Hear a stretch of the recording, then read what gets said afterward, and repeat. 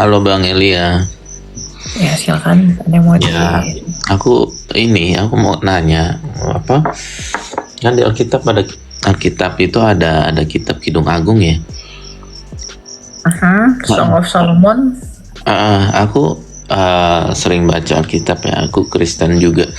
Cuma sekarang kok bingung ya, maksudnya Kidung Agung tuh tujuan ditulisnya tuh untuk apa? Eh, Terus gimana kita orang Kristen nih bisa ambil sesuatu apa, gimana sih kita bisa bisa apa bisa baca dan dapetin nilai-nilai dari situ gitu, karena kadang isinya agak-agak ya saya ya orang awam tuh kayak bernarasi sendiri, mengerti sendiri gitu. Jadi kira-kira arahnya Kidung Agung tuh seperti apa sih? Ya, Kidung Agung 1 ayat 1. Kidung Agung dari Salomo. The Song of Songs. Berarti kidung itu nyanyian. Jadi Kidung Agung itu adalah nyanyian dari Salomo. Apa yang ada di dalam Kidung Agung itu adalah lagu-lagu orang Yahudi. Misalnya hari raya Pentakosta, pada hari raya Paskah, dan lain-lain sebagainya. Itu ada di dalam kitab Kidung Agung. Jadi Kidung Agung itu adalah nyanyian pujian Salomo-nya kepada Allah. Jadi mirip-mirip seperti Mazmur. Makanya tergolong kitabnya itu bukan Nefim, tapi Ketuvim. Gitu, karena itu kidungan. Jadi Bapak nggak perlu bingung, memang seperti bahasanya syair lagu puji-pujian, memang berbeda dengan lagu yang berbeda dengan ayat-ayat yang lainnya. Karena itu berbicara tentang apa? Karya Allah, lalu disimbolkan ya.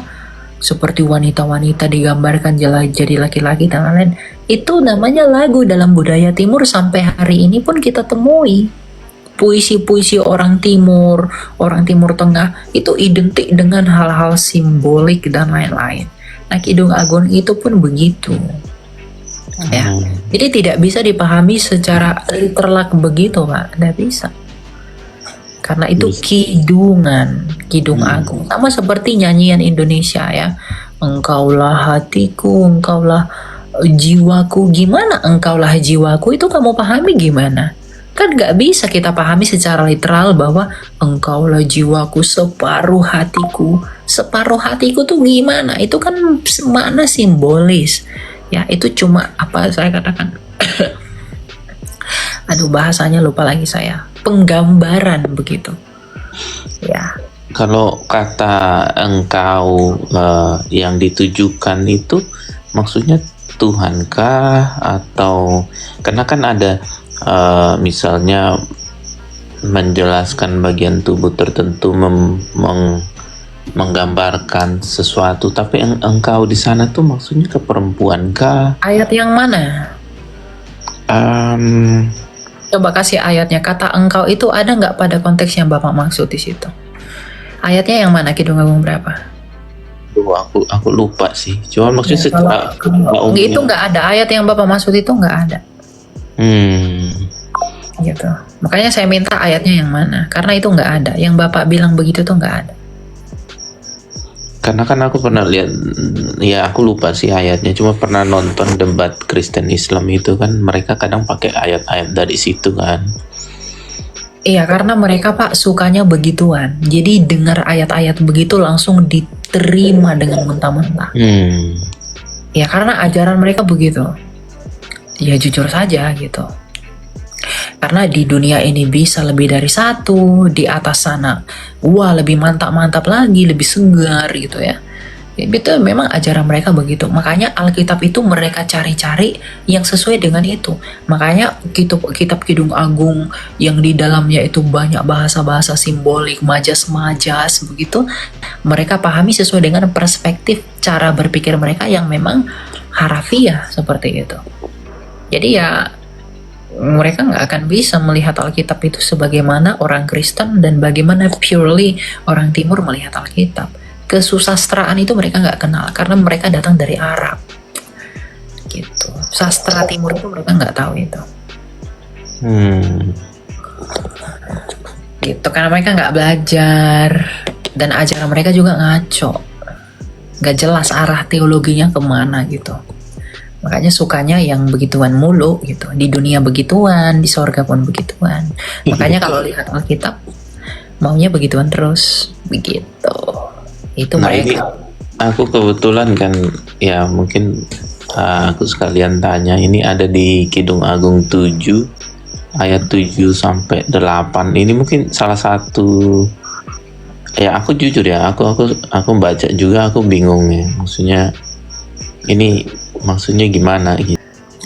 Betapa indahnya langkah-langkahmu dengan sandal-sandal itu, putri yang berwatak luhur, lengkung pinggangmu bagaikan perhiasan karya tangan, pusarmu seperti cawan yang tak kekurangan campur perut timbunan, lalu kepalamu sosok tubuhmu, jadi memuja tubuhmu, sumpah pohon kurma dan gugusannya aku memanjat pohon kurma dan kiranya ya itu ya, nanti kena ban, seperti gugusan anggur dan napas hidupmu seperti buah apel.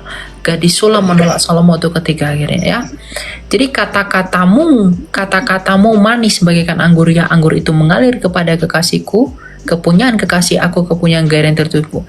Nah ini tentang rayuan yang dia tujukan kepada gadis Sulam yang dia maksudkan itu ya, karena dia ditolak dan dia bahkan seakan mengarahkannya kepada kekasihnya itu. Ya, jadi ya namanya juga lagu, ya lagu tuh emang begitu, menggoda pada zaman itu. Gitu. Ya. Itu tidak pernah dipahami orang Kristen sebagaimana umat sesat di abad ke-7 itu memahaminya, Pak. Paham maksud saya kan? Kalau umat abad ke-7 itu memahaminya ya betul-betulan begitu gitu loh. Ketika dikatakan buah inimu, mereka pahaminya begitu. Gitu. Benar-benar begitu. Karena emang udah mindset pengajaran mereka dari dulu tuh udah emang begitu.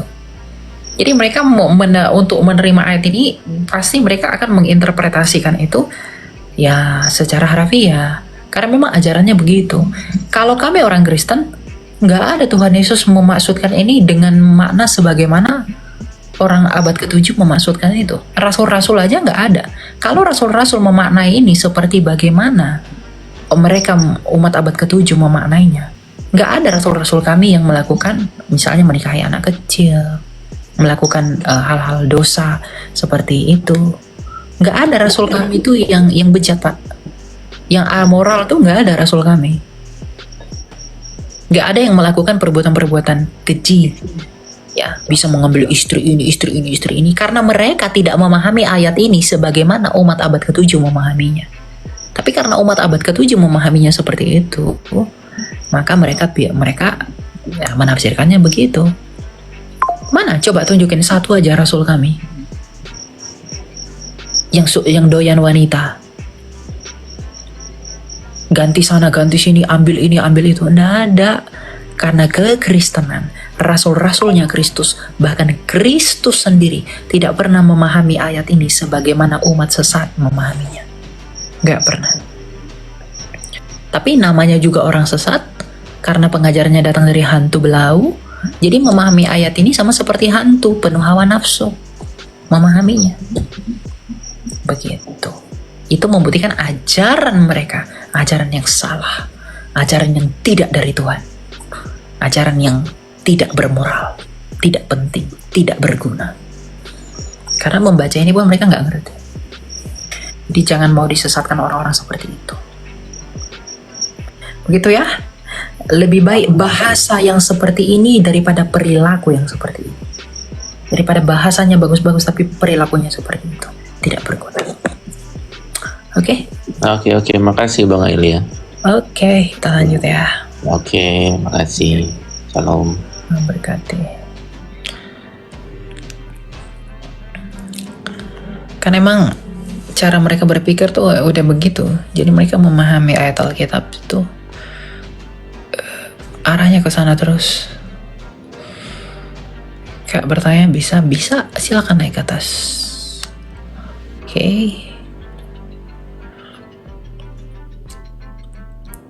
Bahkan Kristus itu kudus, rasul-rasul pun menjaga kekudusan.